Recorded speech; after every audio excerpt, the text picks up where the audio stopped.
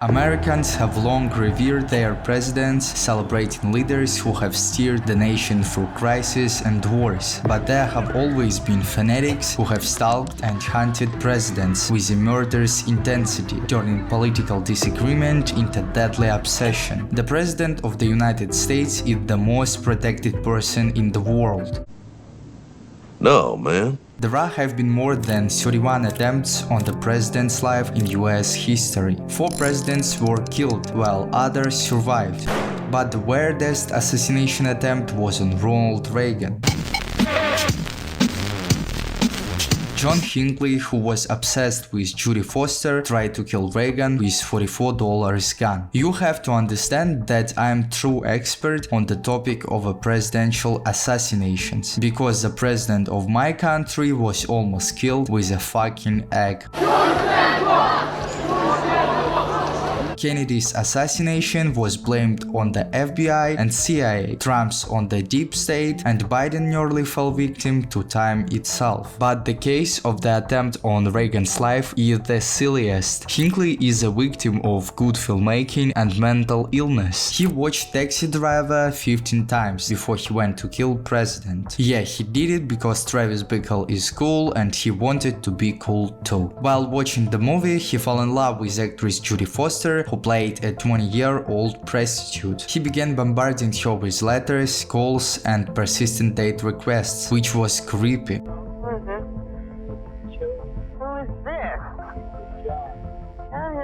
But she wasn't too impressed with the 26-year-old taxi driver fan and refused to communicate with him. John Hinckley's failed attempt to build a relationship with the young actress led him to the conclusion that he should kill the president and thus he will get her attention. There was no Andrew Tate in the 80s to give Josh better advice or help him to move to Dubai. He first tried to assassinate Jimmy Carter, but after failing, he switched to Reagan. Hinckley bought a revolver and bullets for a future murder at nearby pawn shop. On March 30th, Reagan gave a speech at the Washington Hilton Hotel. The Secret Service knew the hotel well, having checked it more than 100 times during presidential visits. The Hilton was considered the safest place in the Washington DC because of its secure, gated walkway built after the assassination of John F. Kennedy. But John Hinckley simply walked into the crowd, which for some reason had not to been waited, and found himself 15 feet away from the president as he left the hotel to get into his limousine. Hinckley drew his pistol and fired 6 shots at the president. That's all, no escape plan, no strategy. Apparently, he was grabbed right away.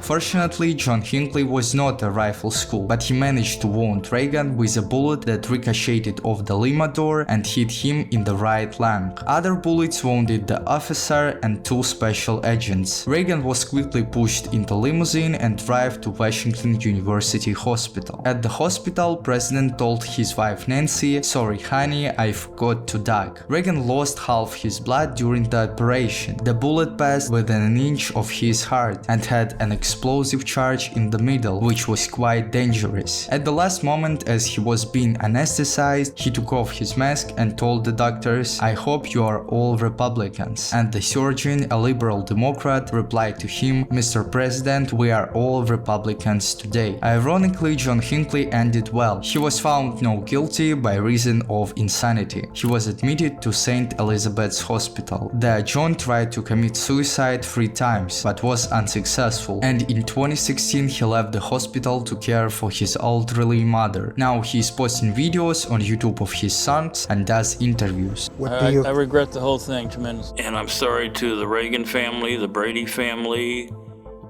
the other families of the victims. I'm sorry to Jodie Foster. Reagan, for his part, quickly got back on his feet and was back in the White House 12 days later. First Lady Nancy Reagan arrived at the hospital in the early afternoon.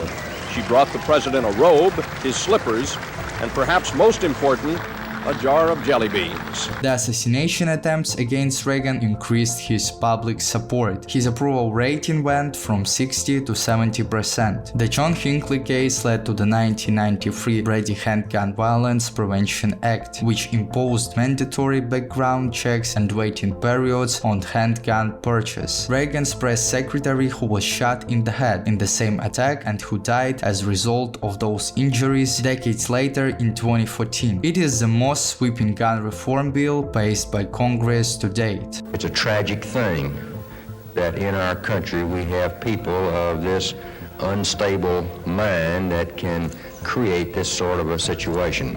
During Reagan's presidency, as part of his cuts in staffing and government spending, he literally closed a bunch of mental health facilities and let a lot of mentally ill people out of the streets, leading to a homelessness crisis. Reagan administration cut federal funding for community mental health services. While public hospitals were responsible for discharging patients, the federal government did not support this transition, leaving many mentally ill people without adequate care. President's decision to shift responsibility to the states, despite the fact that they did not have the resources or policies to manage the process, led to a mental health crisis with many former patients struggling to access medication and becoming homeless or abusing drugs. Before Reagan's administration, there used to be what were called Kirkbride hospitals. These were giant